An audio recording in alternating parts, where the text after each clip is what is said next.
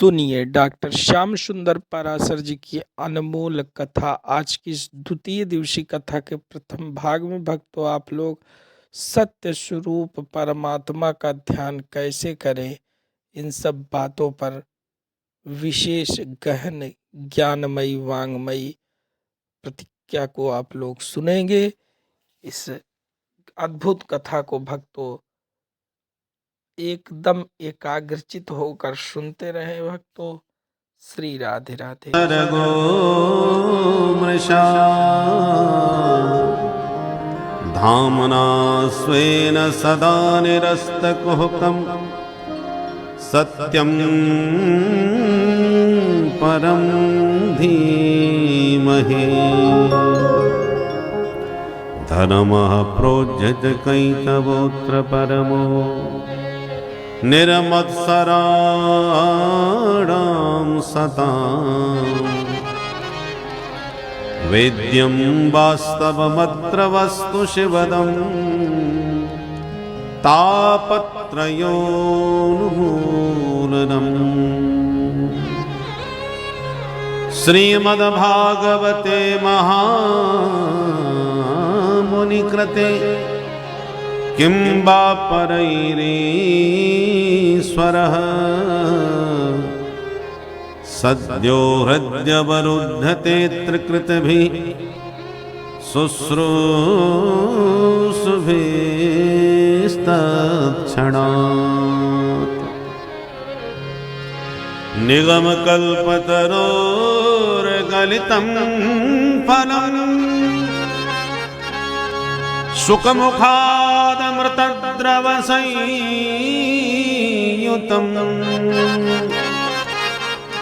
पिबत भागवतं रसमालयम् मुहुरहो रसिका भुवि भावुकाः।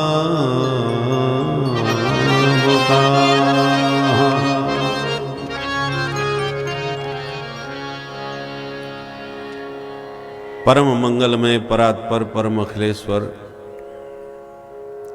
प्रभु श्री बालकृष्ण लाल की वांग्मय प्रति स्वरूपा श्रीमद्भागवत महापुराण सप्ताह ज्ञान यज्ञ में पधारे हुए समस्त भगवत चरणानुरागी बंधुओं, श्रद्धा भक्तिमती माताओं, कल हम सबने श्रीमद्भागवत का माहात्म्य श्रवण किया। भक्ति ज्ञान वैराग्य इन तीनों की त्रिवेणी के संगम का नाम है श्रीमद्भागवत। और धुंधकारी जैसे पतित पापी प्रेतों को भी परम पुनीत पावन बनाने वाला ये दिव्य ग्रंथ है श्रीमद्भागवत। इसमें 18,000 श्लोक हैं, 335 अध्याय हैं और 12 स्कंध हैं। प्रारंभ के अभी आपने 3 श्लोक सुने, जिसमें ध्येय गेय और पेय व्यास जी बतला रहे हैं। हम किसका ध्यान करें, किसका गान करें, किसका पान करें। तो प्रथम श्लोक में मंगलाचरण करते हुए ध्यान कर रहे हैं किसका? बोले सत्यम परम धीमहि। हम परम सत्य स्वरूप परमात्मा का ध्यान कर रहे हैं। पर वो सत्य स्वरूप परमात्मा है कौन? बोले जन्माद्यस्य यतः अस्य विश्वस्य यतः यस्मात् जन्म स्थिति भंगा भवन्ति तस्मै। जिस परमेश्वर के द्वारा जगत का जन्म, पालन और संहार तीनों किए जाते हैं, उस परमेश्वर का हम ध्यान करते हैं। तो किसी ने कहा क्या सांख्यों की प्रकृति का ध्यान कर रहे हैं? बोले नहीं नहीं, अन्वयात इतरतः हम उस परमेश्वर का ध्यान कर रहे हैं जो इस संसार में अनुगत भी है और उससे इतर माने बाहर भी है, और जो सर्वज्ञ है और स्व प्रकाश है। तो क्या आप हिरण्यगर्भ का ध्यान कर रहे हैं? श्रुति के अनुसार हिरण्यगर्भ से ही सबकी उत्पत्ति हुई। हिरण्यगर्भः समवर्तताग्रे भूतस्य जातः पतिरेक आसीत् सदाधार पृथिवीन्द्यामुदेमां कस्मै देवाय हविखा विधेमा। इस श्रुति के अनुसार तो हिरण्यगर्भ से सबकी उत्पत्ति हुई। तो व्यास जी कहते नहीं नहीं, हम हिरण्यगर्भ का ब्रह्मा जी का ध्यान नहीं कर रहे, हम उसका ध्यान कर रहे हैं कि तेने ब्रह्म हृदय आदि कवये। हिरण्यगर्भ उस ब्रह्मा को भी जिन्होंने सृष्टि के आदि में वेदों का ज्ञान कराया था। आदि कवये ब्रह्मणे हृदय संकल्पेन ब्रह्म वेद तेने विस्तारितवान। वेदों का विस्तार पूर्वक बोध कराया जिस परमेश्वर ने ब्रह्मा जी को, हम उसका ध्यान कर रहे हैं। जबकि वेदों के वास्तविक तात्पर्य को समझने में मुह्यंति यत सूरयः, बड़े बड़े विद्वान मोहित हो जाते हैं और वेद का तात्पर्य ठीक से समझ में नहीं आता। तेजो वारि मृदाम यथा विनिमयो यत्र त्रिसर्गो मृषा। जिस परमात्मा की त्रिगुणात्मिका माया से ये जो संसार बना है वो सर्वथा मिथ्या होते हुए भी सत्यवत प्रतीत होता है। तेजो वारी मृदाम यथा, जैसे धूप में सड़क पर चल के आओ तो आपको सड़क पर दूर से देखने पर पानी भरा नजर आता है, पर पानी की बूंद भी नहीं होती, वो केवल सूर्य की किरणों का भ्रम होता है। मृग तृष्णा का जल इसको कहते हैं। दिखाई तो पड़ता है पानी पर होता नहीं है। ऐसी संसार दिखाई तो पड़ता है पर परमात्मा से भिन्न इसकी कोई स्वतंत्र सत्ता नहीं है। धामना स्वेन सदा निरस्त कुहकम। स्वरूप का बोध होते ही ये मायाकृत जो त्रिगुणात्मिका जगत प्रपंच है वो तत्काल निरस्त हो जाता है, माने समाप्त हो जाता है। जैसे नींद खुलते ही स्वप्न समाप्त हो जाता है, पर जब तक सो रहे हैं तब तक स्वप्न सत्य सही दिखाई पड़ता है, सत्य लगता है। जगने पर पता चलता है असत्य है। जागे लाभ न हानि कछु तिम प्रपंच जिय जो। ऐसे उन सच्चिदानंद स्वरूप परमेश्वर का हम सब मिलकर के ध्यान करते हैं। बोल सच्चिदानंद भगवान की जय। दूसरे श्लोक में अनुबंध चतुष्टय। श्रीमद् भागवत का मुख्य विषय क्या है? धर्म प्रोज्झित कैतवोत्र परमो। अत्र अस्मिन् ग्रंथे प्रोज्झित कैतवः परमो धर्मः निरूप्यते। इस ग्रंथ में निष्कपट परम धर्म का निरूपण किया गया है। भागवत सुनने का अधिकारी कौन है? निर्मत्सराणाम सताम। जिसके भीतर से मात्सर्य मिट गया हो वही भागवत सुनने का उत्तमाधिकारी है। मात्सर्य माने परोत्कर्ष असहनम।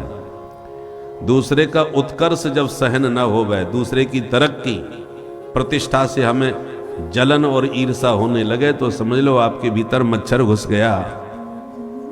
मच्छर बाहर से काटता है, मत्सर भीतर से काटता है, तो भीतर वाला मत्सर बहुत खतरनाक होता है। उस मत्सर को मार करके कथा सुनो तभी ये कथा लाभप्रद होगी। नहीं तो खट्टे बर्तन में दूध रख दो तो उस दूध भी फट जाएगा। इसलिए दूध का पात्र भी पवित्र होना चाहिए। उसी प्रकार भागवत सुनने का अधिकारी भी शुद्ध होना चाहिए। और वो शुद्धता क्या है? निर्मत्सराणाम, मात्सर्य मुक्त श्रोता होना चाहिए। सुनने से फायदा क्या होगा? इसमें किस वस्तु का वर्णन है? वेद्यम वास्तवमत्र वस्तु शिवदम। इसको श्रवण करने से वास्तव वस्तु का बोध होगा। वो वास्तव वस्तु क्या है? अस्ति स्वस्तरणी कराग्र विगलसत कल्पत प्रसूनाप्लुतम वस्तु प्रस्तुत वेणुनाद लहरी निर्वाण निर्व्याकुलम, यही वही वस्तु है। वेद्यम वास्तव मत्र वस्तु शिवदम, वस्तु प्रस्तुत वेणुनाद लहरी, किशोराकृति ही वस्तु अस्ति। उसी परम वास्तव वस्तु का इसमें बोध कराया गया है, जिसका बोध हो जाने से शिवदम, जीव का परम कल्याण होता है, और तापत्रयोन्मूलनम, जीव के सभी दैहिक दैविक भौतिक तीनों ताप भी समाप्त हो जाते हैं। क्या महामुनि कृष्णद्वैपायन वेदव्यास जी महाराज के द्वारा रचित श्रीमद् भागवत के श्रवण से भी परमात्मा प्राप्त नहीं होंगे? किंबाह परहि ईश्वरः, अर्थात जरूर प्राप्त होंगे। कितने दिन बाद मिलेंगे भगवान? बोले दिन बाद नहीं, सद्यो हृदय वरुद्धते कृतभी शुश्रूष भी तत्क्षणा। जहां आपके मन में कथा श्रवण की उत्कट उत्कंठा उत्पन्न हुई, तत्क्षणात् ईश्वर हृदय अवरुद्धते, उसी क्षण वह ईश्वर तुम्हारे हृदय में आकर के अवरुद्ध हो जाएंगे, कैद हो जाएंगे, बंधक बन जाएंगे। तो सुनने के लिए क्यों नहीं आते फिर लोग? बोले कृत भी शुश्रूष भी, अर्थात जो सुकृतवान होगा, सुकृति होगा, पुण्यात्मा होगा, उसी के भीतर सुनने की उत्कंठा उत्पन्न होती है। हर किसी के मन में इच्छा ही नहीं होगी। जैसे रोगी को अच्छे से अच्छा भोजन भी अच्छा नहीं लगता। महाराज जो कुछ खाओ मुंह कड़वा रहता है, कुछ खाने की इच्छा ही नहीं होती, पेट खराब है, लीवर खराब है, इसका मतलब तुम रोगी हो। बढ़िया से बढ़िया व्यंजन रोगी के लिए बेकार। स्वस्थ व्यक्ति हो तो व्यंजनों को देखते ही उसके मुंह में पानी आ जाए, तब समझ लो आप बिल्कुल स्वस्थ हो। उसी प्रकार जो सुकृतवान होते हैं, उन्हीं के मन में सुनने की उत्कंठा जागती है, और वो तो पता लगते ही भाग करके आते हैं। धावंती रसलम पटाह, जैसे पुष्प के खिल जाने पर उसकी मादक सुगंध पर भ्रमर बिन बुलाए दौड़े भागे चले आते हैं मकरंद पान के लिए, ऐसे जो भगवत रसिक जन हैं, उन्हें पता भर चल जाए कि भागवत हो रही है तो बिन बुलाए तुम कार्ड भेजो या मत दो, भेजो, बुलाओ या मत बुलाओ, उन्हें तो भगवान की कथा से मतलब है। जहां पता चला वहीं से भागे चले आए। और जो अरसिक हैं, जिनका इस रस में प्रवेश ही नहीं है, संस्कार ही नहीं है, उनको तुम चाहे जितने टेलीफोन कर दो, चाहे जितने कार्ड भेज दो, चाहे जितना जबरदस्ती आग्रह करो, एक ही जवाब मिलता है, भैया तुम्हें भागवत सुनने की पड़ी है, हमें मरने की फुर्सत नहीं, हमारे पास इतना समय कहां।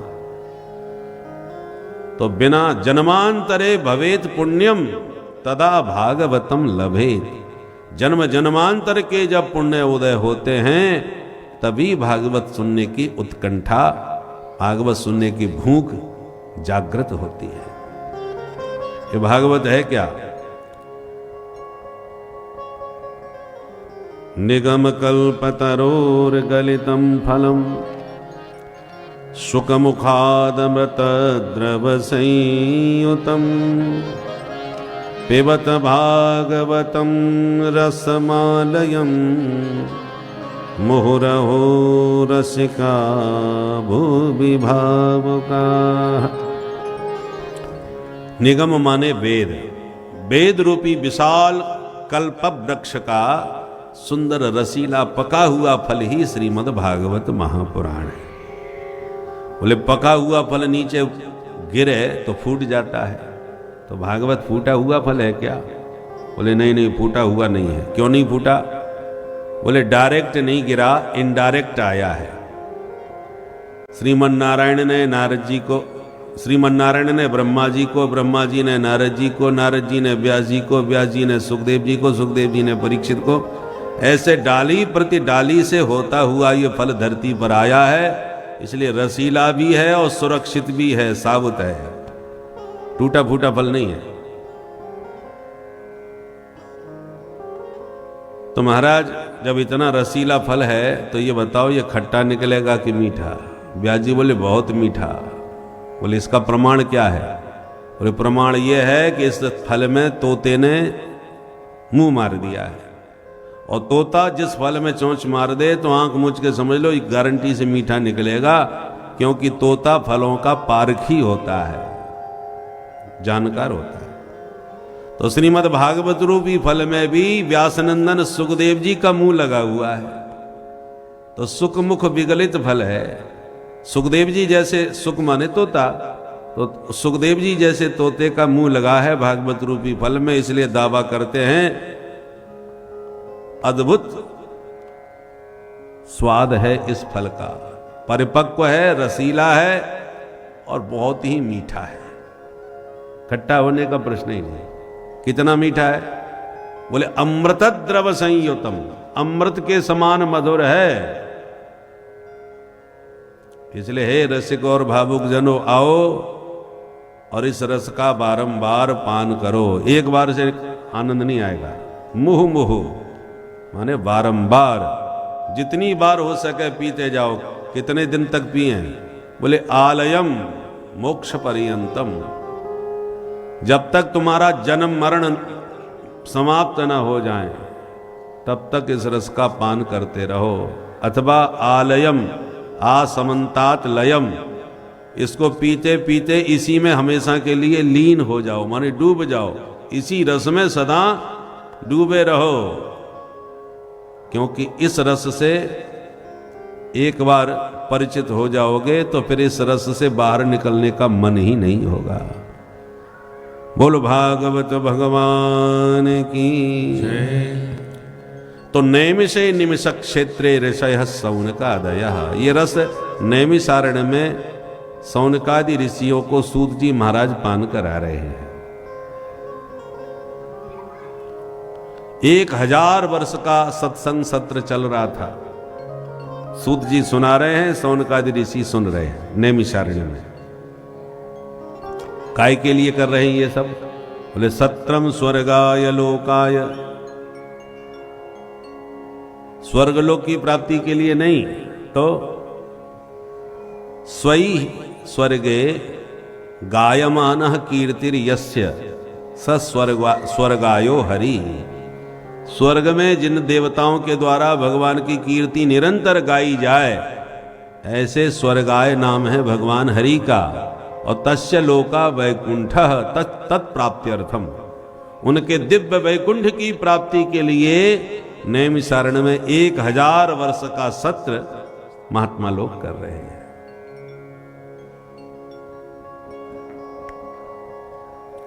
सौनकादि ऋषियों ने कुछ प्रश्न सूत जी महाराज से पूछे।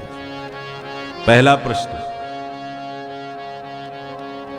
पुंसामेकांततः श्रेयः तन्नः संसितुमर्हति। महाराज, घोर कलयुग आ गया है, लोगों की बुद्धि और भाग्य सब मंद हो गए हैं। ऐसे मंदभागी कलयुग के प्राणियों का कैसे कल्याण होगा, कृपा करके बताएं। क्योंकि कलयुग के प्राणियों की आसुरी बुद्धि हो गई है। जनाः, कलयुग के जो प्राणी हैं, अघासुरायांते साठ्य दुष्कर्म कारिण। अघासुर जैसे सब ब्रजवासियों को खाने के लिए मुंह फाड़ के बैठा था, ऐसी कलयुग के प्राणी जीवश्चासुरतांगतः, ऐसे ही असुर अघासुर की तरह कलयुग के प्राणी हो जाएंगे। अब जरा सोचिए, भागवत में ये बात हजारों साल पहले कही गई थी कि कलयुग में असुरों जैसे प्राणी हो जाएंगे, और आज प्रत्यक्ष हम लोग देख रहे हैं।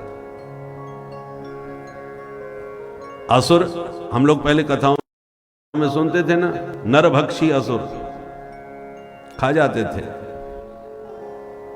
आज भी बहुत चर्चा का विषय जो फाइल बनी हुई है अमेरिका वाली, इस समय बहुत चर्चित है, पूरे विश्व में चर्चित है कि विश्व के जो बहुत संपन्न, प्रतिष्ठित और शक्तिशाली जो लोग हैं, वो इस महा अपराध में संलिप्त है, जुड़े हुए हैं। छोटे छोटे बच्चों का जो अपहरण हो रहा था, उन बच्चों के साथ दुराचार तो होता ही था, छोटी छोटी कन्याओं के साथ, और दुराचार के साथ साथ उनको तड़फाया जाता था, उनके शरीर से रक्त निकाला जाता था। कहते हैं कि उस रक्त का पान करने से ये चिर यौवन संपन्न हो जाएंगे। कितने हजार करोड़ रुपए का 1 लीटर आता था वो, ये संपन्न लोग उसका पान करते थे। अब बोलो, अब ये नरभक्षी असुर नहीं तो और कौन है? जीवश्चासुरतांगतः, कलयुग के प्राणी आसुरी प्रकृति के हो गए। अपने को स्वस्थ और चिरायु करने के चक्कर में कितने बड़े भयंकर अपराध कर रहे हैं, और जिनको हम लोग अपना रक्षक मानते हैं, अपना भाग्य विधाता समझते हैं कि हमारे देश के ये भाग्य विधाता हैं, ऐसे ऐसे लोग उस अपराध में लिप्त हैं। सोचिए, जब ऊपर के नेतृत्व की मानसिकता ऐसी होगी तो प्राणियों के बारे में, सामान्य लोगों के बारे में कोई क्या कल्पना कर सकता है? जो मानवता का पूरे विश्व को पाठ पढ़ाते थे, मानवता की बड़ी बड़ी बातें करते थे, वे ही मानव भक्षी असुर हो गए। जना अघासुरायांते साठ्य दुष्कर्म कारिण। यह है व्यास जी की अमोघ दृष्टि। कलयुग के प्राणियों को उन्होंने हजारों साल पहले ही देख लिया कि ऐसे ऐसे लोग हो रहे हैं, जो आज हम लोग प्रत्यक्ष देख रहे हैं, जो व्यास जी ने पहले ही बता दिया। तो सौनक जी पूछ रहे हैं, ऐसे असुर प्रकृति के जो जीव हो जाएंगे, ऐसे लोगों का कैसे कल्याण होगा कलिकाल में? दूसरा प्रश्न यह है कि हमारे शास्त्र बहुत हैं, उन शास्त्रों के नाम तक ठीक से नहीं मालूम हमको, तो शास्त्रों का ज्ञान हमें होगा क्या? इसलिए सभी शास्त्रों का सार क्या है वो कृपा करके आज हमें बता दें। तीसरा प्रश्न यह है, भगवान जिनके संकल्प से सृष्टि बन जाती है, जिनकी वक्र भ्रकुटी से प्रलय हो जाता है, उस परमात्मा को स्वयं जन्म लेकर के संसार में आने की क्या जरूरत पड़ती है? उनका अवतार क्यों होता है? चौथा प्रश्न यह है कि भगवान अवतार लेते हैं तो कितने अवतार भगवान ने लिए? क्योंकि आजकल भारत में आए दिन कोई ना कोई नए भगवान पैदा हो जाते हैं।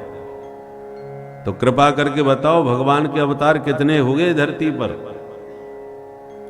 पांचवा प्रश्न यह है कि किस किस अवतार में प्रभु ने क्या क्या लीला चरित्र किए, उनके समस्त लीला चरित्रों का विस्तार से वर्णन करें। और छठवां प्रश्न हमारा यह है कि जब भगवान धर्म की स्थापना करके स्वधाम गमन कर जाते हैं, अंतर्धान हो जाते हैं, तो धर्म फिर किसकी शरण में जाता है? ये 6 प्रश्न हैं। किम श्रेयः शास्त्र सारकः स्वावतार प्रयोजनम किम कर्म केवताराश्च धर्मः कम शरणं गतः। इन 6 प्रश्नों को सुनकर के सूत जी महाराज बड़े प्रसन्न हो गए और बोले, महात्माओं, लोक मंगल की भावना से तुम्हारे प्रश्न बहुत ही दिव्य हैं, उत्तम हैं। पहले अपने गुरुदेव का ध्यान कर लूं, फिर जवाब देता हूं। और 2 श्लोकों में व्यासनंदन सुखदेव महामुनि का ध्यान सूत जी महाराज ने किया। यम प्रव्रजन्तमनुपेतमपेत कृत्यम द्वैपायनो विरह कातर आजुहाव पुत्रेति तन्मयतया तरवोभिने तम सर्वभूत हृदयं मुनिमानतोऽस्मि।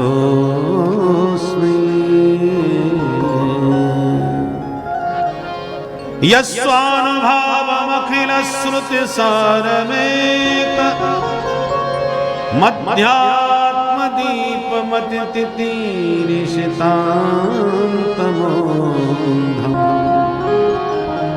संसारिणां करुणयाः पुराणगुह्यम् तं व्याससूनुमुपयामि गुरुं मुनीनां तं व्याससूनुमुपयामि गुरुं मुनीनां।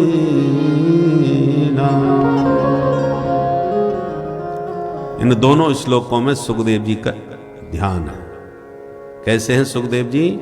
जो जन्मते ही सन्यासी हो गए, पैदा होते ही जंगल में चले गए, पुत्र को जाते हुए देखकर व्यास जी विरह में व्याकुल होकर के बेटा बेटा पुकारते, जिनके पीछे पीछे दौड़े, पर मुड़ के भी जिसने एक बार भी पिता की ओर नहीं देखा, ऐसे महान वीतरागी। कुछ दूरी पर एक सरोवर में देवांगनाएं निर्वस्त्र स्नान कर रही थीं और सुखदेव जी नग्नावस्था में निकल गए। देवियों ने कोई संकोच नहीं किया उनसे, और जब व्यास जी को आते देखा तो सब भाग करके तुरंत अपने अपने वस्त्र धारण करने लगी। तो बुढ़े बाबा वेद व्यास जी बोले, अरे देवियों, मेरा बच्चा नग्न निकल गया, उससे संकोच नहीं लगा और मुझ बुढ़े से तुम्हें शर्म आ रही है। तब देवांगनाओं ने कहा, महाराज आपका जो बालक था वो अवधूत है, परमहंस है, उसे अपने शरीर का ही ज्ञान नहीं है, और जो अपने शरीर पर ही ध्यान नहीं दे रहा वो हमारे शरीर पर क्या ध्यान देगा। पर आपको दुनियादारी की समझ है, इसलिए आपसे संकोच लगता है। बच्चे जो नासमझ होते हैं उनसे माताओं को कोई संकोच नहीं लगता, संकोच समझदार से लगता है। ये सुनते ही व्यास जी वहां से वापस लौट लिए, क्योंकि उन्होंने समझा दिया, स्त्री पुंविदा न तो सुतस्य विभक्ति दृष्टे। तुम्हारा पुत्र इतना परमहंस है कि उसे यही ज्ञान नहीं कि स्त्री पुरुष किसे कहते हैं, तो उससे क्या संकोच। व्यास जी बस वहीं से लौट करके चले आए। ऐसे व्यास नंदन भगवान सुखदेव जी के श्री चरणों में बारंबार प्रणाम है, जिन सुखदेव जी ने सभी श्रुतियों का सार निकाल करके श्रीमद् भागवत के रूप में अध्यात्म का इतना सुंदर दीपक जलाया, जिस दीपक के प्रकाश से अज्ञान के अंधकार में जितने जीव भटक रहे थे उनको एक अध्यात्म का पथ दिखाई पड़ गया। ऐसे जगत के समस्त जीवों को पथ प्रदर्शन कराने वाले व्यासनंदन सुखदेव जी के श्री चरणों में हम बारंबार प्रणाम करते हैं। प्राणी मात्र का एक ही परम धर्म है, सबई पुंसाम परो धर्मो यतो भक्ति रधोक्षजे। प्राणी मात्र का यही परम धर्म है कि भगवान श्री हरि के पाद पद्मों में परा प्रीति प्राप्त हो जाए, परा भक्ति उत्पन्न हो जाए। पर वो भक्ति कैसी होनी चाहिए? अहेतुक्य प्रतिहता, अहेतुकी और अप्रतिहता, माने भक्ति में कोई कामना नहीं होना चाहिए। हम भक्ति करते तो हैं, पर हमारी भक्ति में कोई ना कोई कामना छुपी रहती है। हे ठाकुर जी महाराज, बस बहू के बेटा और हो जाए। अब बेटा हो गया तो खुशी है, 56 भोग लगवा दिए, खुश हो गए। और नहीं दिया भगवान, बोले 4 साल से लगे मांगने के लिए, भगवान बेटा ही नहीं दे रहे, भगवान किस काम के हमारे। किसी ने कहा कि वहाँ चले जाओ शनि महाराज के दरबार में, आजकल शनि महाराज बड़े फलीभूत होते हैं, तो शनि के दरबार में पहुंच गए। 2 साल वहां नाक रगड़ी, फिर भी बात नहीं बनी, तो किसी ने कहा साईं के दरबार में जाओ, वो जल्दी फायदा देते हैं। तो हम केवल अपने फायदे के लिए, कुछ लाभ कामनाओं की पूर्ति के लिए देवी देवताओं के दरवाजे खटखटाते हैं। हमें देवताओं से कोई लेना देना नहीं, जो हमको फायदा करे हमारे लिए वो बढ़िया। ऐसी भक्ति व्यभिचारिणी भक्ति कहलाती है। कन्या का एक बार विवाह हो गया तो जिससे हो गया उससे हो गया, अब वो जो दे उसी में संतोष करो, चाहे वो गरीब हो, चाहे निर्धन हो, चाहे जैसा हो। अब पतिदेव से आपने दिवाली पर धोती मांगी और वो नहीं दे पाया कि आजकल हाथ बड़ा तंग है, तो आप पड़ोसी के यहां पहुंच गई कि तुम तो आजकल बहुत कमा रहे हो, एक बढ़िया सी धोती तुम्हें खरीदवा दो। पड़ोसी ने धोती दे भी दी बढ़िया से बढ़िया, तो आपने अपने पति का अपमान करवा के उसकी नाक कटवाई दी समाज में कि तुम्हारी पत्नी दूसरे से मांगती फिर रही है। इसको व्यभिचारिणी भक्ति कहते हैं। जो आपने अपना इष्ट बनाया है, चाहे राम जी हो, चाहे श्याम जी हो, चाहे भोले बाबा हो, चाहे देवी मैया हो, चाहे गणपति बब्बा हो, जो भी हो, तो हमेशा उनकी निष्ठा पूर्वक आराधना करो। जो मांगो उन्हीं से मांगो, इधर उधर हाथ मत पसारो, एक निष्ठ बनो। आदर सबका करो, सम्मान सबका करो, पर समर्पण और याचना केवल अपने इष्ट से ही करनी चाहिए। अहेतु की भक्ति होनी चाहिए। जाय न चाहिए कबहू कछु, तुम सन सहज स्नेह, बसहो निरंतर तास उर। ऐसे भक्तों के हृदय में भगवान विराजते हैं।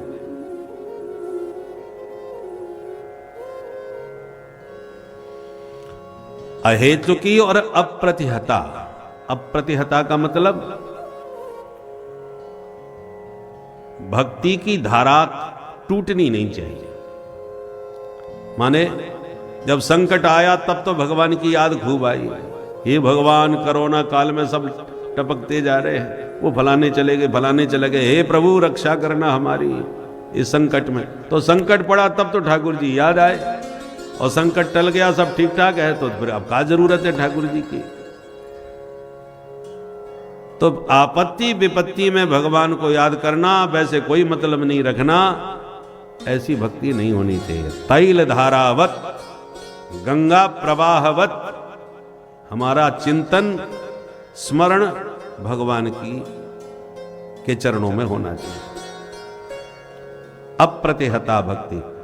गोमुख से गंगा चलती है सागर की तरफ, इतनी लंबी यात्रा में एक बार भी कहीं बैठ के आराम नहीं करती। क्या थोड़ा थक गई हूं, प्रयागराज आते आते बहुत लंबा सफर हो गया गोमुख से, अब थोड़ा आराम कर लूं फिर जाऊंगी, कलकत्ता भी बहुत दूर है। नहीं, गंगा की धारा जैसे आराम नहीं करती, सागर में जाके ही विराम लेती है, ऐसे ही आपका चिंतन अखंड होना चाहिए, एक रस। कर से कर्म करहु विधि नाना, मन राखो जहां कृपा निधाना। काम करते चलो, नाम जपते चलो, हर समय कृष्ण का ध्यान धरते चलो। हर पल भगवान का ध्यान मन में बना रहना चाहिए। जैसे नागर को चित गागर में,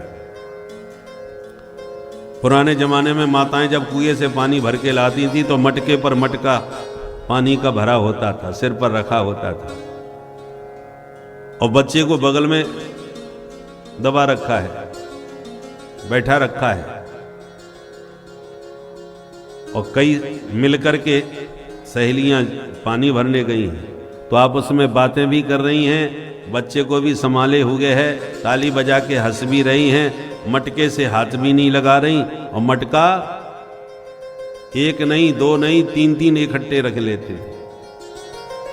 मटके पर मटका रखा है, पर हाथ भले ही ना लगाएं, बात कहीं भी करें, पर उनका चित्त मटके में अटका रहता है कि मटका का बैलेंस न बिगड़ जाए, वो नीचे न गिर जाए। ऐसे ही संसार के सारे काम करो, और अपने चित्त को चित्तचोर के चरणों में लगा करके रखो। ऐसी अप्रतिहता भक्ति होनी चाहिए। उस भक्ति के द्वारा ही आपके जीवन में ज्ञान और वैराग्य का जन्म होगा। भक्ति के ही तो बेटा है ज्ञान वैराग्य। आपने बड़े बड़े धर्मानुष्ठान पुरस्चरण किए, पर यदि भगवत प्रेम भगवत भक्ति आपके भीतर नहीं जगी तो श्रम एव ही केवलम, कोरा परिश्रम है। जीवन का वास्तविक लाभ आपको नहीं मिला अभी। जीवन का परम लक्ष्य क्या होना चाहिए? जीवस्य तत्व जिज्ञासा। जीवन का वास्तविक सुख क्या है? जीवन का वास्तविक सुख यही है कि हमें इस मानव जीवन में ईश्वर की प्राप्ति हो जाए। भक्ति के अंतर्गत आपको वह परमानंद सुख प्राप्त होगा जिसकी आप कल्पना भी नहीं कर सकते। आप एकदम निर्भय होकर इस संसार में विचरण करेंगे। दुखालय होते हुए भी कोई दुख आपको छू नहीं सकेगा। महान कृपा जैसे ही प्रभु की आप पर हुई, आपके ऊपर सभी ग्रह नक्षत्र, सभी प्रकृति, सब आपके अनुकूल हो जाएंगे। आपके सोचे हुए कार्य होने लगेंगे। जो आप कह देंगे वही सत्य हो जाएगा। आपकी वाणी आकाशवाणी हो जाएगी। यह सब कृपा तभी आएगी जब आप प्रभु के शरण में जाकर प्रभु की भक्ति को तल्लीनता के साथ करेंगे। भक्तों, मन को ईश्वर में लगाएं। श्री राधे राधे। विषय जरूरी हैं, पर उतने जरूरी हैं जितने में जीवन का काम चल जाए। भोजन जरूरी है, क्योंकि भोजन नहीं करेंगे तो मर जाएंगे, जिंदगी ही खत्म हो जाएगी। जब शरीर नहीं होगा तो फिर भजन चिंतन कैसे करोगे? शरीर की रक्षा के लिए भोजन जरूरी है, पर जीने के लिए भोजन जरूरी है। हम भोजन के लिए ही नहीं जी रहे। जीने के लिए खाओ, खाने के लिए मत जियो।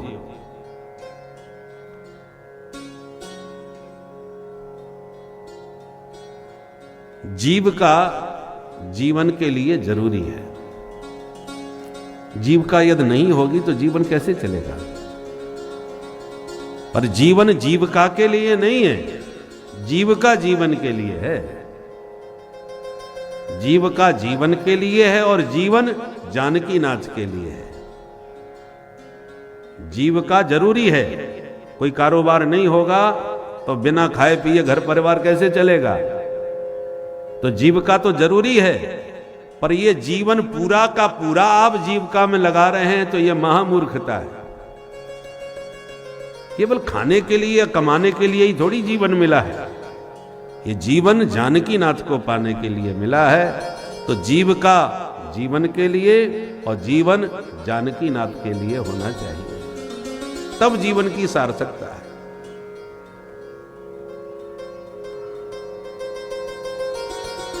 हमारे शास्त्र हमें उस परम तत्व को पाने का रास्ता बताते हैं, इसलिए हमें शास्त्र के अनुसार चलना चाहिए, तभी जीवन की सार्थकता होगी। मनमुखी चलोगे तो लक्ष्य से भ्रष्ट हो जाओगे, जीवन को व्यर्थ बर्बाद कर दोगे। एक बहुत बड़े वैज्ञानिक थे, ट्रेन में जा रहे थे, नाम बहुत प्रसिद्ध था, पर वो आविष्कार आदि में वैज्ञानिक होने के नाते इतने डूबे रहते थे कि उन्हें दुनियादारी का कुछ ज्यादा स्मरण ही नहीं रहता था। निरंतर अपने आविष्कार में, अपने कार्य में, चिंतन में इतने डूबे रहते थे कि व्यवहार में उन्हें कोई बात याद ही नहीं रहती थी। तो जब जा रहे थे ट्रेन में तो टीटी ने आकर के कहा टिकट, तो उन्होंने कहा ठीक है देखता हूं। अब उन्होंने इधर उधर जेब टटोली, अपना बैग देखा, टिकट ना मिले। टीटी ने कहा परेशान मत होइए, मैं आपको पहचानता हूं, आप बहुत प्रसिद्ध वैज्ञानिक हैं, तो मुझे विश्वास है आपने टिकट तो जरूर लिया होगा। अब नहीं मिल रहा, इधर उधर कहीं आपने रख दिया होगा, कोई बात नहीं, आप बैठिए। और वो टीटी चला गया। वो फिर भी टटोलते रहे इधर उधर, तो टिकट गया तो गया कहां? जेब टटोली, अपना बैग टटोला, पूरा खोज मारा, तब तक टीटी वापस आ रहा था। उसने देखा अभी भी खोजबीन में लगे, तो उन्होंने कहा महाशय मैंने आपको पहचान लिया है, आप टिकट के लिए इतने परेशान क्यों हो रहे हैं? आपको टिकट दिखाने की जरूरत नहीं, आप आराम से बैठिए। तो उसने कहा आराम से तो बैठे रहेंगे, आपने तो टिकट नहीं मांगा, कोई बात नहीं, आपकी सज्जनता है कि आपने मुझे क्षमा कर दिया, नहीं तो आप भी फाइन लगा सकते थे। पर समस्या यह है कि आपने तो माफ कर दिया, पर मुझे यह कैसे पता चलेगा कि मेरे को उतरना कहां है। टिकट होता तो मैं जानता कि मेरे को वहां उतरना है, टिकट में लिखा होता कहां का मैंने टिकट लिया है। अब मुझे तो याद ही नहीं आ रहा कि मेरे को कहां उतरना है। टिकट मिलेगा तभी तो उतरूंगा। बोलो राधे राधे। राधे राधे। ऐसे ही हम जीवन के सफर में गाड़ी में चल रहे हैं, पर हमारा गंतव्य क्या है, हमें उतरना कहां है, पहुंचना कहां है, ये तो हमारे धर्मशास्त्र हमें बताएंगे। और शास्त्र आपने त्याग दिए तो गति कितनी भी तीव्र हो आपकी, इस संसार के सफर में आपकी गति चाहे जितनी तेज हो, पर लक्ष्य यदि पता नहीं है कि हम जा कहां रहे हैं, तो वो गति व्यर्थ है, वो खतरनाक गति है। जैसे काठमांडू से प्लेन उड़ा और बीच में ही हाईजैक हो गया। अब यात्री उड़ तो रहे हैं बहुत जोरदार गति से आकाश में, पर उन सबको अब ये पता नहीं है कि उतरना कहां है। कंधार उतरे कि अमृतसर उतरे, कहां कहां उतरे, कोई पता ही नहीं। हवाई जहाज अब कहां जाए कोई ठिकाना नहीं। लक्ष्य तक पहुंच भी पाएंगे कि नहीं कुछ पता नहीं। तो हवाई जहाज में गति चाहे जितनी तेज हो, परंतु यदि गति का लक्ष्य पता न हो कि उतरेगा कहां, वो गति बहुत खतरनाक मानी जाती है। चाहे जितनी तीव्र गति से उड़ो। ऐसे हम लोग विकसित हो रहे हैं, खूब विकास कर रहे हैं, पर जीवन के लक्ष्य को भूले बैठे हैं कि जीवन का लक्ष्य क्या है ये नहीं मालूम। उड़े जा रहे हैं, दौड़े जा रहे हैं, भागे जा रहे हैं, लक्ष्य विहीन यात्रा हो रही है। प्राप्तव्य क्या है, गंतव्य क्या है नहीं मालूम, बस दौड़े जा रहे हैं। बोलो राधे राधे। राधे राधे। इसलिए गति के, अरे आप स्टेशन पर जाइए और कहो भैया जरा टिकट देना, और उसने पूछा कहां का, बोले कहीं का दो, हम तो सफर पर निकल पड़े, तो वो आपको महामूर्ख समझेगा। बड़े मूर्ख आदमी हो। जब तक तुम ये नहीं बताओगे कि हमें कहां जाना है, तब तक हम कहां का टिकट देंगे तुम्हें। लक्ष्य तो तुमको ही निर्धारित करना पड़ेगा ना, किधर जाना है, दिल्ली जा रहे हो कि मुंबई जा रहे हो। तो जब लक्ष्य आप निश्चित करोगे कि हमें मुंबई जाना है, तब आपको वहां का टिकट मिलेगा, आपको ट्रेन वहीं की बताई जाएगी, तब यात्रा आपकी सफल मानी जाएगी। और जब यही नहीं पता हम जा किधर रहे हैं, तो महामूर्खों की यात्रा है। प्रयोजन मनुष्य मंदोपि न प्रवर्तते। बिना प्रयोजन के मूर्ख से मूर्ख व्यक्ति भी घर से कहीं नहीं निकलता कि कहां जा रहे हैं। और यदि आप बिना प्रयोजन के ही घूम रहे हो, चले जा रहे हो, तो इसका मतलब विक्षिप्त हो, पागल हो। पागल व्यक्ति का कोई पता नहीं वो किधर चल पड़े, क्या कर दे। उसी प्रकार हम लोग विकास कर रहे हैं, खूब आगे दौड़ रहे हैं संसार की दौड़ में, पर इस दौड़ का लक्ष्य क्या है ये नहीं मालूम, गंतव्य क्या है वो नहीं मालूम।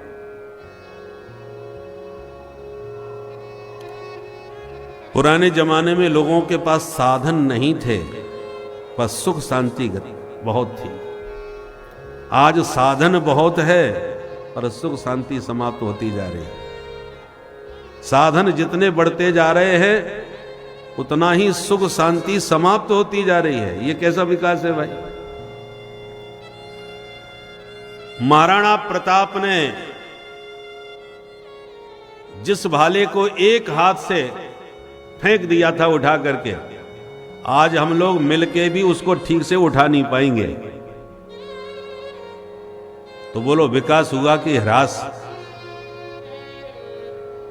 महाराणा प्रताप एक हाथ में भाला रखते थे, और जो कवच पहनते थे, जो ढाल हाथ में रखते थे, कितने टन का वजन हो जाता था एक व्यक्ति के। उनका एक भाला या एक ढाल भी हम नहीं उठा सकते, तो हमारे शरीर का कितना ह्रास हो गया।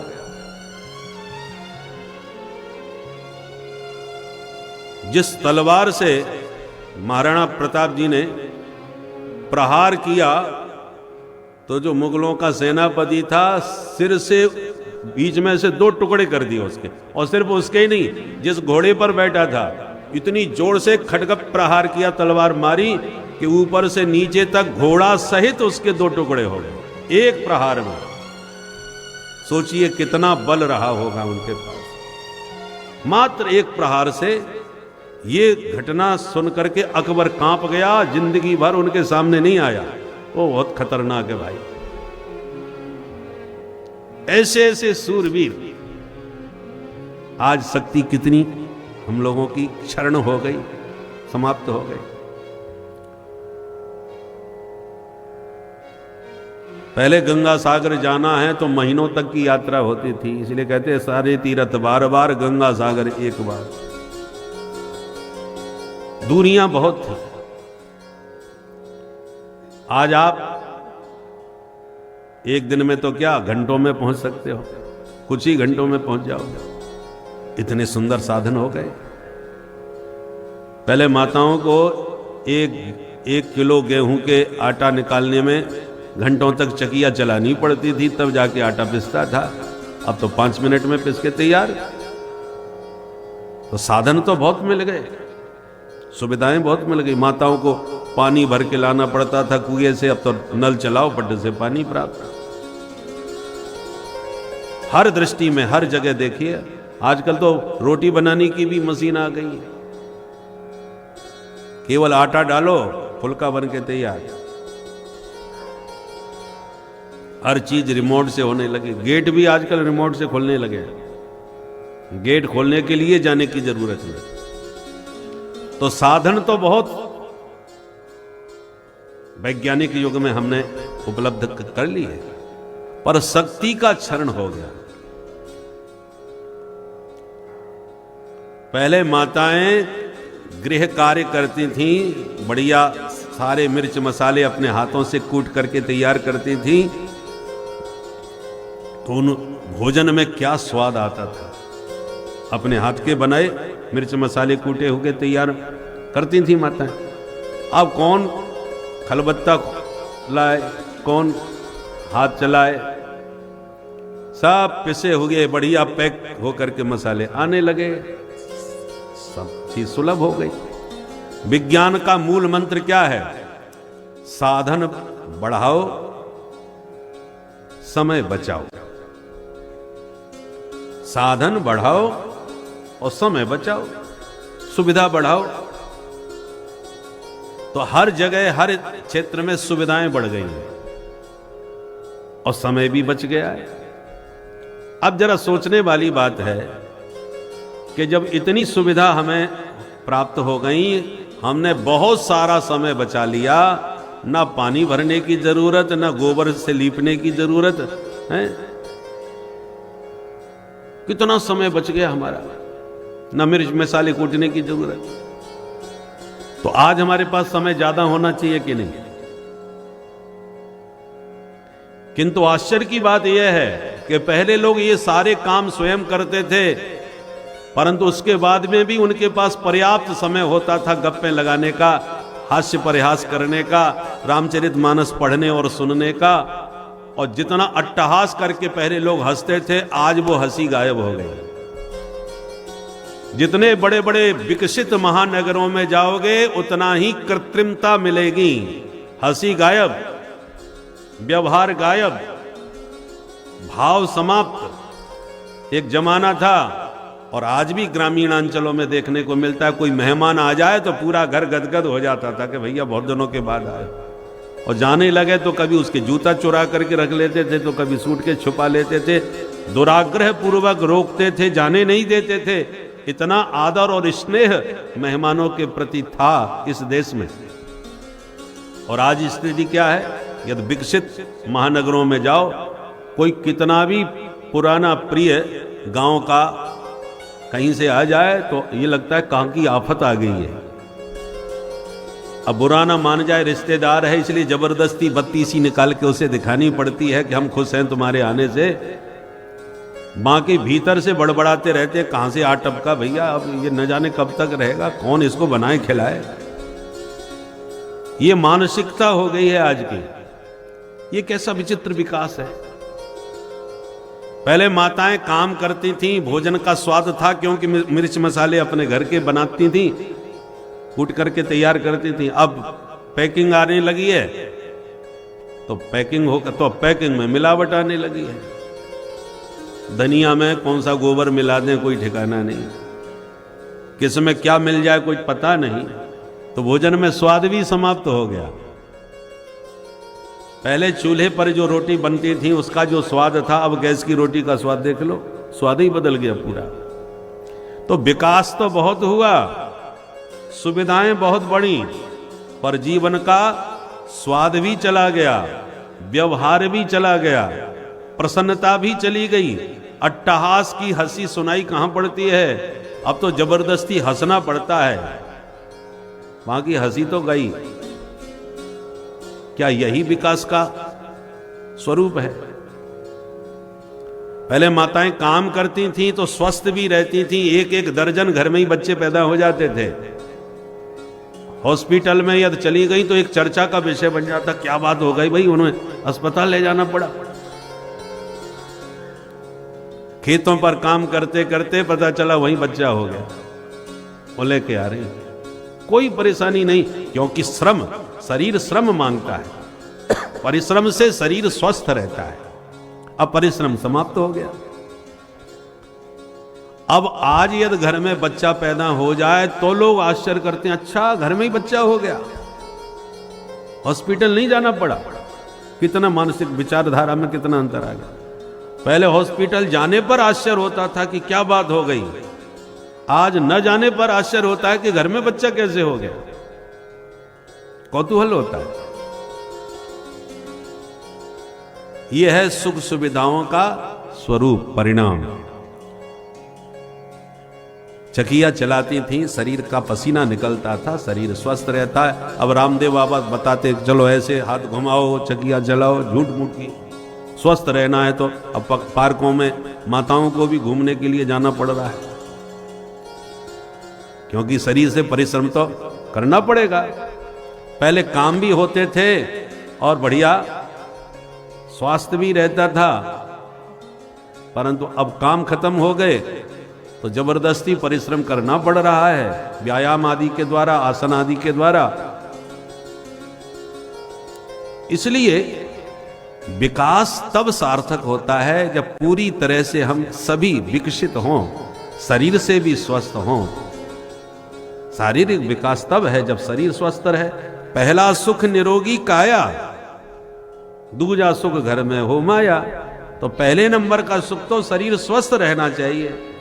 हमारे पूर्वजों ने जीवन शैली इतनी सुंदर बनाई थी कि आप लगभग बीमार हो ही नहीं सकते।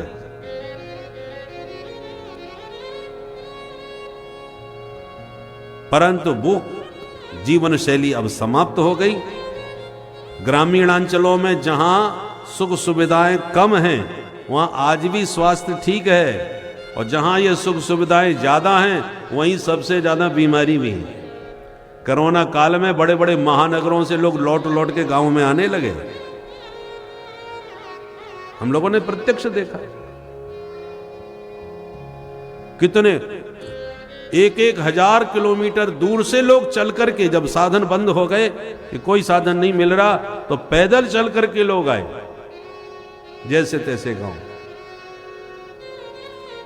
इसलिए विकास ऋषियों के बताए हुए मार्ग से करेंगे तभी पूर्ण विकसित होंगे।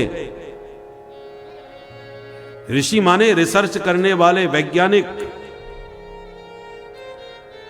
और हमारे ऋषियों ने झोपड़ी में रह करके, जंगल में वास करके, गौ माता का दूध पी करके ये दिव्य शास्त्र हमको दिए हैं।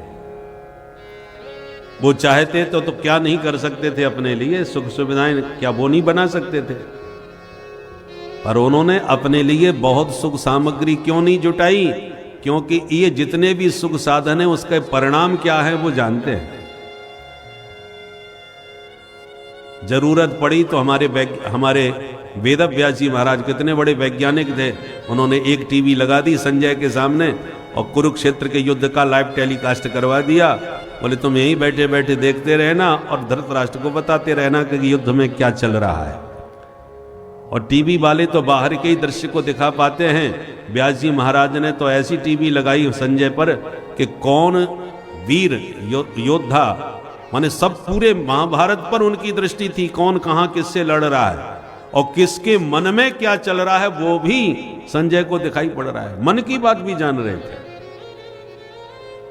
कि अर्जुन के मन में कैसी परेशानी उलझन हो रही है और भगवान उसको क्या जवाब दे रहे हैं, ये सब देख रहे हैं। ऐसा टेलीकास्ट कहीं हो सकता है? टेलीकास्ट होगा तो बाहर का ही तो दृश्य कैमरा दिखा पाएगा, भीतर क्या चल रहा है उसे कौन बता सकता है। उस जमाने में वेदव्यास जी महाराज ने ये सब किया। ऐसे हजारों दृष्टांत है इन पुराणों के माध्यम से। युवनासु जी के मंत्र शक्ति से बेटा हो गया है, बिटिया को बेटा बना दिया, ये सब पुराणों में कथाएं हैं। और हम लोग तो नहीं सोच सकते थे कि बिटिया को बेटा के कोई कैसे, पहले इन्हीं कथाओं को सुनकर के लोग कहते पुराणों में गप्पें लिखी हैं। परंतु आज वैज्ञानिक उन सब कामों को इन ग्रंथों के माध्यम से सुन के समझ करके प्रैक्टिकल भी कर दिए, तब हमको विश्वास हुआ इसका मतलब हमारे ऋषियों का विज्ञान बहुत आगे था भाई पहले से। वो तो मुगलों के राज्य काल में भारत का जो दिव्य ज्ञान विज्ञानों से भरा हुआ ग्रंथागार था, उसकी होली जला दी गई तक्षशिला आदि में। नालंदा विश्वविद्यालय, तक्षशिला, ये उस जमाने के वो ज्ञान के भंडार थे जिसमें अद्भुत ज्ञान भरा हुआ था। तो म्लेच्छों ने अपने शासन काल में देखा ज्ञान विज्ञान सब इन ग्रंथों में है, तो कितने लाख ग्रंथ थे, उन सब को जला करके 6 महीने तक आग बुझी नहीं, इतने ग्रंथ जलाए गए जिसमें सारा ज्ञान विज्ञान भरा हुआ था हमारे ऋषि महर्षियों का। अब तो न के बराबर बचा है। जो कंठस्थ था ब्राह्मणों को, बस वही ज्ञान विज्ञान बचा पाए। कहने का मतलब यह है कि ऋषियों ने जो रास्ता बताया है वही संपूर्ण विकास के लिए और जीवन की सुख शांति के लिए आवश्यक है। मनमुखी ढंग से यदि चलोगे तो चाहे जितना विकास कर लो, चाहे जितनी विकास की गति हो, परंतु वही स्थिति हो गई कि भाई सफर तो कर रहे हैं पर टिकट नहीं है, न जाने कहां उतर है, लक्ष्य विहीन यात्रा हो जाएगी। बोलो भक्त वत्सल भगवान की जय। इसलिए जीवस्य तत्व जिज्ञासा, जीवन का परम लक्ष्य है तत्व को जान लेना। जिस तत्व को जानने के बाद भिद्यते हृदय ग्रंथि, छिद्यन्ते सर्व संशया, क्षीयन्ते चास्य कर्माणि। उस तत्व को जानते ही हृदय की सारी ग्रंथियां खुल जाती हैं, सारे संशय भ्रम मिट जाते हैं, सभी कर्म बंधनों से जीव को छुटकारा प्राप्त हो जाता है। भगवान ने 24 अवतार लिए हैं प्रमुख रूप से, उनमें संपूर्ण रूप से षोडश कला संपन्न भगवान श्री कृष्ण ही हैं। बोल कृष्ण कन्हैया लाल की जय। कृष्णस्तु भगवान स्वयं। अच्छा महाराज ये तो बताओ, आप ये जो भागवत सुना रहे हो इसकी रचना किसने करी?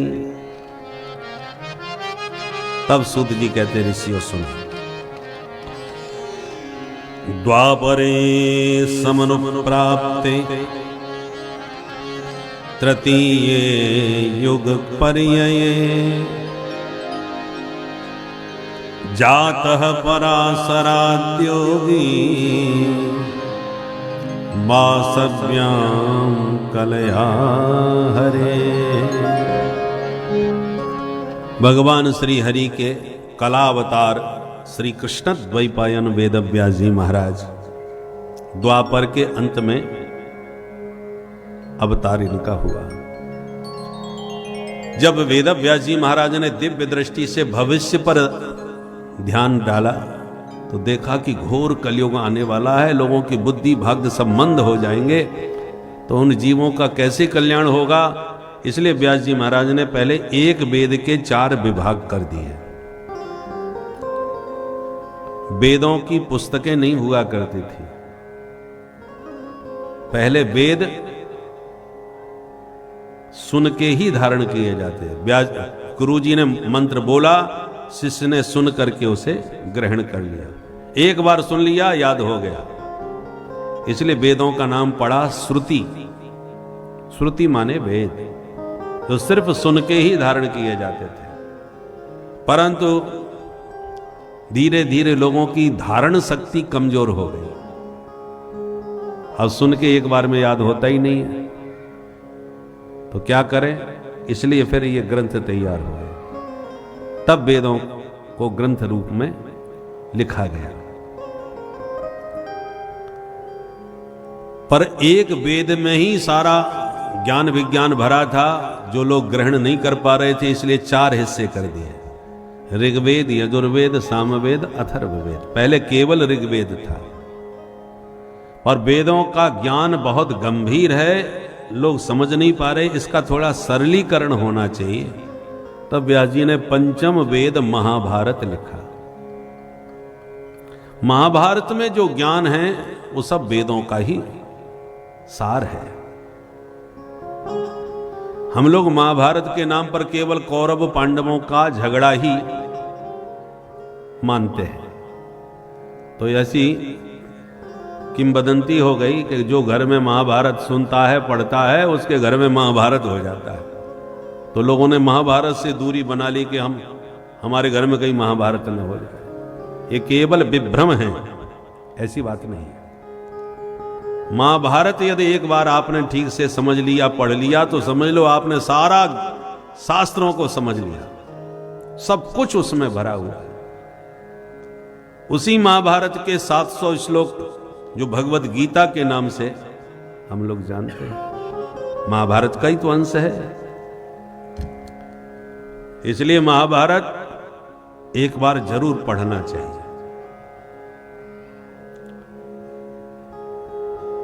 संक्षिप्त ही सही, संक्षिप्त 2 खंडों में महाभारत मिलता है। गीता प्रेस गोरखपुर से खरीद लीजिए, 2 खंडों में महाभारत, हिंदी में, केवल हिंदी में। तो सार है उसमें, संक्षिप्त है। और श्लोक अर्थ सहित आपको समझना है तो 6 खंडों में महाभारत मिलेगा। अंग्रेजी में यदि आपको समझना है तो 9 खंडों में, 9 खंडों में अंग्रेजी में उसका अनुवाद किया गया है। एक बार जब हम कनाडा जा रहे थे विदेश में, तो वहां के आचार्य जी ने हमसे कहा, त्रिवेणी मंदिर के आचार्य जी थे युधिष्ठिर जी, उन्होंने कहा महाराज हमारे लिए महाभारत लेके आई, हमारा बड़ा मन है पढ़ने का। उसकी बड़ी प्रशंसा सुनी, पर लाइए अंग्रेजी में, हम लोग अंग्रेजी में आराम से पढ़ लेते हैं। ठीक है, तब हमने खरीदा तो 12 किलो वजन हो गया महाराज, 9 खंडों का। तो 12 किलो वजन के 9 खंड का वो लेकर के गए। एक पूरा, वैसे तो 7 किलो ही ले जाते हैं संघ में, तो संघ में भी नहीं ले जा सकते थे, 12 किलो का अलग गई, हमको एक पैकिंग करनी पड़ी। परंतु हमको प्रसन्नता इस बात की हुई कि बाहर हमारे भारतीय जो विदेशों में बैठे हुए हैं, उनके मन में उत्कंठा तो है हमारे ग्रंथों को पढ़ने की। हम लोगों को सारे ग्रंथ यहाँ सुलभ हो रहे हैं, फिर भी हम लोगों की रुचि समाप्त होती जा रही। विदेशी लोग आकर के उसका लाभ भी ले रहे हैं। इसलिए ऋषि मुनियों का ज्ञान विज्ञान हम लोगों के लिए है, और हम ही उससे वंचित हो रहे हैं। किसी दिन याद रखिए, ये जो हमारा ज्ञान विज्ञान जो विदेशों में जा रहा है और विदेशी लोग पढ़ के उससे लाभान्वित हो रहे हैं, एक दिन आएगा कि उसी अपने ज्ञान विज्ञान को पढ़ने के लिए हमको विदेश जाना पड़ेगा। वैसे तो आज भी ये चर्चा हो रही है, वो हमारा बेटा विदेश में पढ़ता है, तो विदेश में पढ़ना माने बहुत बड़ी बात मानी जाती है, बहुत होशियार समझा जाता है। तो अभी तक तो विदेशी विद्या पढ़ने के लिए जाते हैं, अब तो जब ज्ञान विज्ञान हमारा उधर चला जाएगा तो हमको अपने ही ज्ञान विज्ञान को पढ़ने के लिए विदेश जाना पड़ेगा। हम उसे भूलते जाएंगे। हमारे पूरी पीठाधीश्वर भगवान शंकराचार्य जी कहते हैं ना कि लोगों ने कहा कि एक बार आप हमारे पास आ जाइए, आप जो मांगेंगे सो देंगे, करोड़ों अरबों रुपयों से आपको तौल देंगे, जो चाहिए सो लो, हमारे पास आ जाओ। तो शंकराचार्य जी कहते हम इसलिए नहीं जाते कि हम चले गए तो हमें तो माल बहुत मिल जाएगा, पर हमारे ज्ञान विज्ञान को वो लोग ग्रहण कर लेंगे, और वो लोग, उन लोगों के पास जब हमारा ज्ञान विज्ञान होगा तो एक दिन भारतीयों को वहां उनके पास पढ़ने के लिए जाना पड़ेगा। तो वो लोग तो बुला रहे हैं, प्रलोभित कर रहे हैं, और हम लोग उनके पास बैठना भी पसंद नहीं कर रहे, उनको सुनना भी पसंद नहीं कर रहे। इसलिए जो चीज सुलभ होती है ना, लोग उसका महत्व नहीं समझते। हमारे ज्ञान विज्ञान और ऋषि महर्षियों का महत्व विदेशी लोग समझ रहे हैं और लाभान्वित भी हो रहे हैं, पर हम ही लोग नहीं समझ रहे। तो व्यास जी महाराज ने महाभारत जैसा ग्रंथ लिखा, फिर भी मन संतुष्ट नहीं हुआ। तब पुराणों की रचना करी, फिर भी मन संतुष्ट नहीं हुआ, तो सिर पकड़ के बैठ गए, क्या करूं। इतने में नारद जी आ गए। नारद जी का पूजन किया, वंदन किया और कहा, नारद जी ने कहा, अरे पराशर जी आप तो बहुत परेशान दिखाई पड़ रहे हो, क्या बात है, धर्म कर्म सब ठीक ठाक चल रहा है कि नहीं। पाराशर्य महाभाग भवतः कच्चिदात्मना परितुष्यते शारीर आत्मा मानस एव वा। ब्राह्मण पहले तभी खिन्न होता था जब उसका कोई कर्म छूट जाए, कि आज संध्या बंदन नहीं कर पाया, आज अग्निहोत्र नहीं कर पाया, आज तर्पण नहीं कर पाया, बलवैश्य देव नहीं कर पाए, जो ब्राह्मणों के कर्म थे। कोई कर्म छूट जाए तो ब्राह्मण का मन खिन्न हो जाता था कि आज मेरे से ये छूट गया। तो जब भी कोई ब्राह्मण उदास दिखाई पड़े तो पहला प्रश्न ये करते थे, क्या काम छूट गया तुम्हारा भाई, कौन सा कर्म नहीं कर पाए जो आप परेशान खिन्न दिखाई पड़ रहे हो। नारद जी ने वही प्रश्न किया। व्यास जी बोले, नहीं नहीं, कर्म तो हमारे सब ठीक ठाक चल रहे हैं, सब व्यवस्थित हमारी दिनचर्या चल रही है, तो फिर ये मुख पर उदासी क्यों। व्यास जी बोले, ये हम भी नहीं समझ पा रहे, मन प्रसन्न नहीं। नारद जी बोले, तो हम बताएं। बताओ महाराज। बोले, सुनो व्यास जी, आपने ग्रंथ तो खूब लिखे हैं, एक से एक जबरदस्त, पर किसी भी ग्रंथ में गोविंद के गुण नहीं गाए हैं। जब तक प्रभु के गुणानुवाद नहीं गाओगे, भगवान के लीला चरित्रों का वर्णन नहीं करोगे, तब तक आपके चित्त को चैन नहीं मिलने वाला। क्योंकि बड़े बड़े परमहंस उनके लीला चरित्रों का ही चिंतन करके मस्त रहते हैं, उनके लिए तुमने कुछ दिया ही नहीं। नारद जी कहते, हमको देखो, हम पूर्व जन्म के दासी पुत्र हैं, और साधु संतों की शीत प्रसादी पाते पाते उनके आशीर्वाद से इस कल्प में ब्रह्मा के बेटा बन के पैदा हो गए। दासी पुत्र ब्रह्मा पुत्र बन गया। संतों के सत्संग का ये प्रभाव, और इस जन्म में भी लगन हमारी पूरी लगी थी, इसीलिए हम खूब भगवान का नाम कीर्तन करते करते खूब नाचते थे। नाच नाच के झूम झूम के हरि को रिझाते थे। एक दिन तो ठाकुर जी इतने रीझ गए कि मेरी कीर्तन से प्रकट हो गए।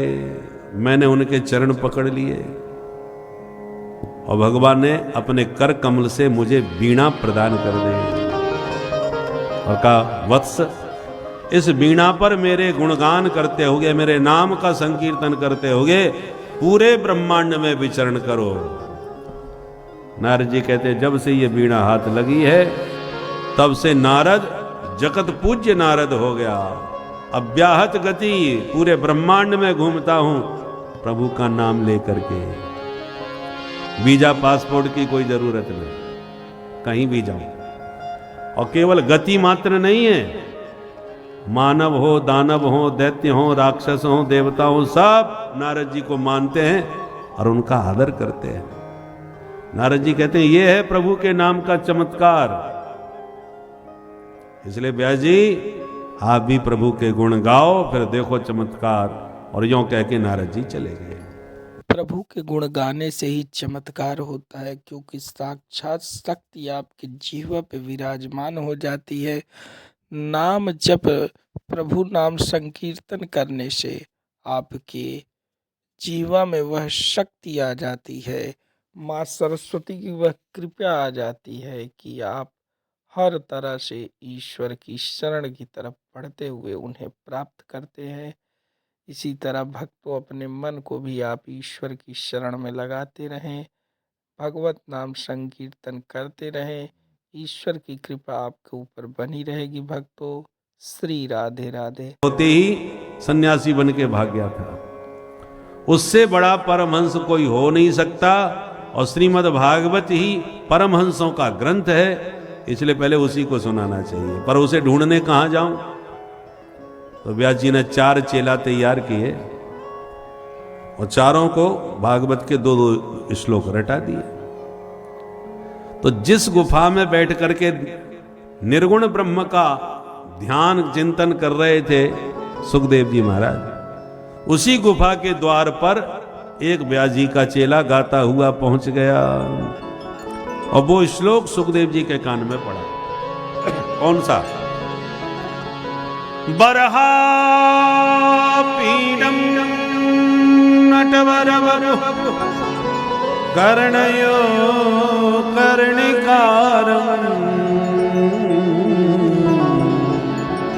बिभ्रदवासः कनककपिशं वैजयन्ती च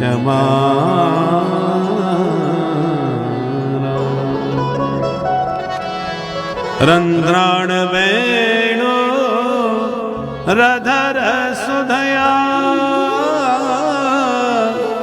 पूरयन् गोप वृंदै वृंदारण्यं स्वपद रमणं प्राविशद गीत